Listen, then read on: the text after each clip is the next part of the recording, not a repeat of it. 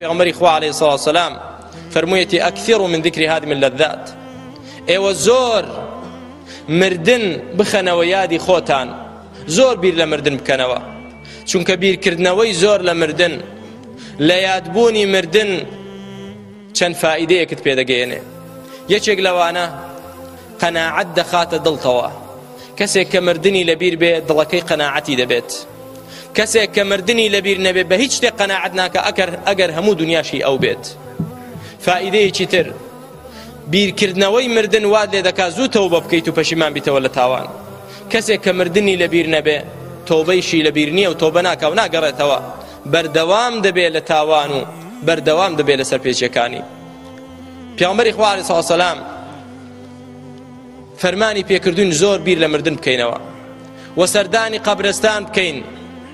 ئەلا فەزوروها فإنها تذكركم الآخرة، بۆ ئەوەی ئاخرەتمان بێتەوە یاد. بۆ سەحابە ڕەزای خوای پەروەردگاریان لێ بێت، کاتێک کە کاتی ڕوحکێشانیان دەهات دڵیان خۆش بوو. بۆ ئێمە ڕقمان لێیەتی، ئێمە حەز ناکەین باسی مردن بکرێ بە هیچ شێوەیەک، هۆکارەکەی دەگەڕێتەوە بۆ چەند شتێک. یەکێک لەو شتانە شەرمکردنمان لە خوای پەروەردگار بە سەبەبی تاوانبارێتیمان. یەکێک لە تابعیات، ئافرەتێکی تابعیە پرسیاریان لێ کرد، پێت خۆشە بمریت بەم زوانە؟ وتی نەوەڵڵا.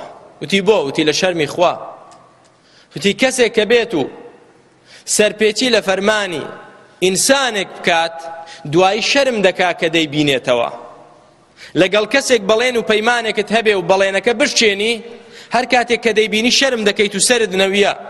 فەرمووی ئەی چۆن بەرامبەر خوای پەروەردگار بەڵێن و پەیمانمان بە خوای گەورە داوە، بەڵێنەکەشمان شکاندووە و سەرپێچی فەرمانیمان کردووە، وەڵڵاهی ڕووم نییە بگەمەوە لای خوای پەروەردگار.